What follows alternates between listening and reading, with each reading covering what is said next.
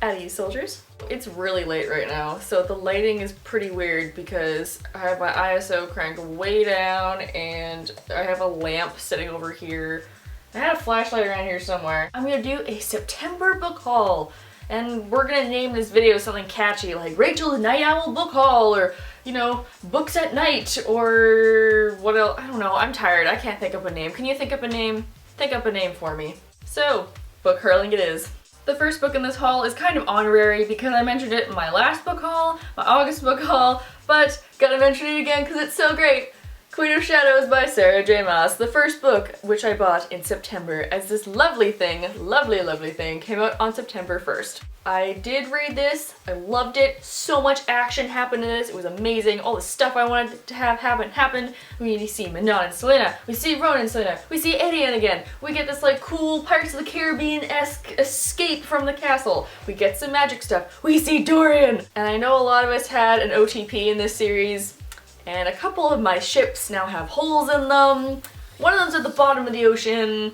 One of them has like a rip in its sail that I'm a little bit like, a little worried about that. Your OTP is not safe in this book, be warned. Next up is gonna be a great Halloween read because that is The Accident Season by Moria Fowley Doyle. It's about a family who every October goes through 1 month of what they call the accident season, where unfortunate things occur to their family. And it's about a girl who, what's her name?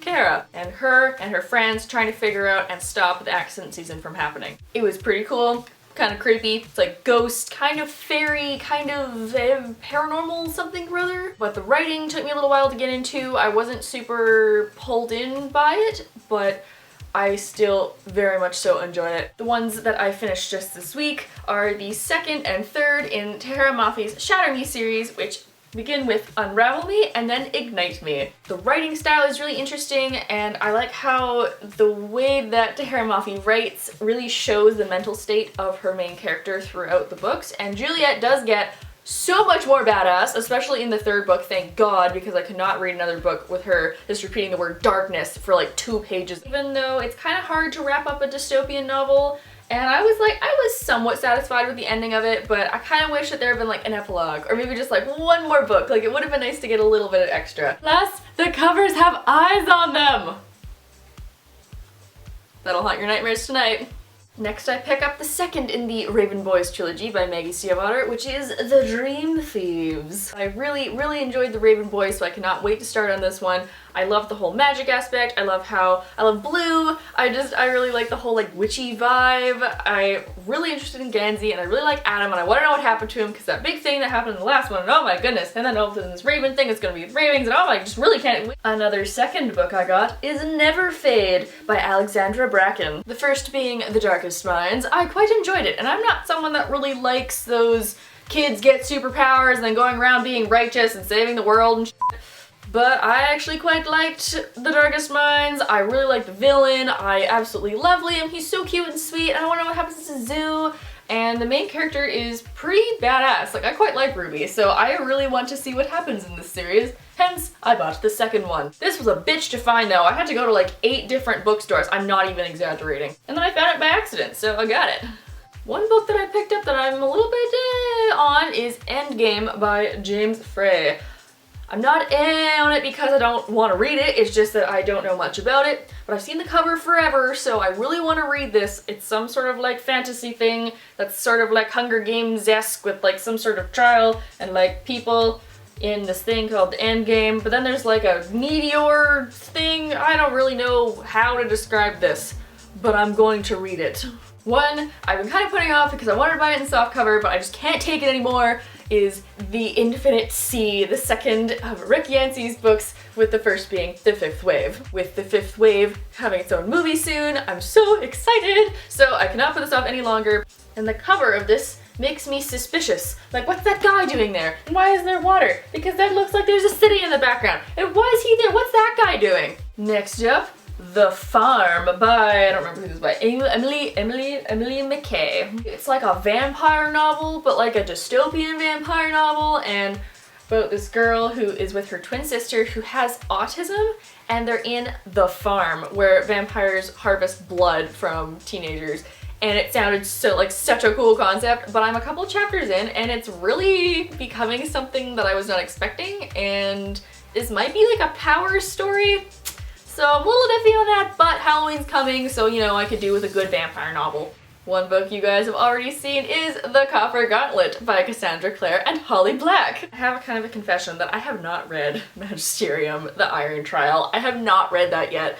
I don't know why, I just for some reason kind of forgot to pick it up, and then this came out and I was like, oh my god, I gotta get it signed. So I did! Look at it, it's beautiful, it's beautiful! Moving into the court of intrigue and steampunk, we have Gale Carriage's Etiquette Espionage. As far as I know, this is about a girl in the 1800s who's scandalizing her family. So her family sends her off to this finishing school, but the finishing school ends up being this really cool society of chicks that can kick butt with all these kind of steampunk weapons, and this seems slightly like the Infernal Devices, and if it is anything like that, I am going to adore this. Plus, I've heard about this for a couple years, and I had an author friend of mine recommend it to me, so I cannot wait to start it. This next book I found at a thrift store, like some of the other ones, A Confusion of Princes by Garth Nix. Seriously, I just bought this for the cover. Like, it's a cool cover.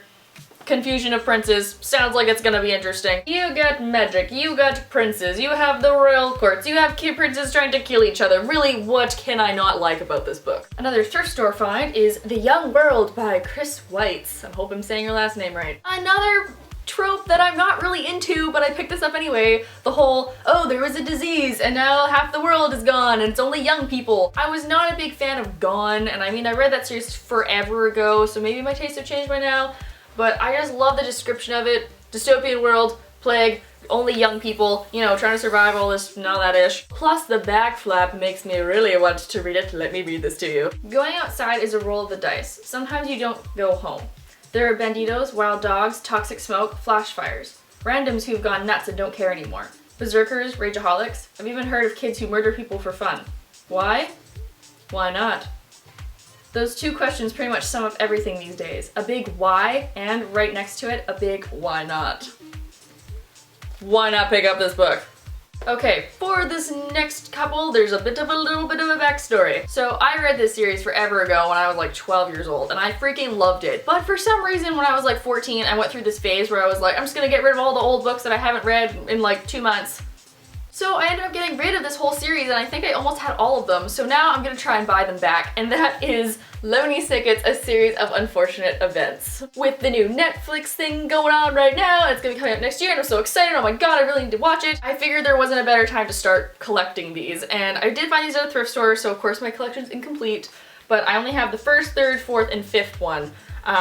And I just cannot, I really want the rest, I really want them. If any of you remember the twist ending on this, that was like the most mind-blowing crap my 14-year-old brain can handle. That was a plot twist of the century. And lastly, in my late night book haul is one that I got most recently that just came out a couple days ago, which is Walk on Earth, a Stranger by Ray Carson. Ray Carson is the author of A Girl in Fire and Thorns, which I adored, and I love the idea of this. It's about a girl who can sense gold during the gold rush in the 1840s, 50s, about how she lives in Georgia. Her parents get murdered, so she moves west following one of her friends that ran away. And I'm a couple chapters in, I love it so far.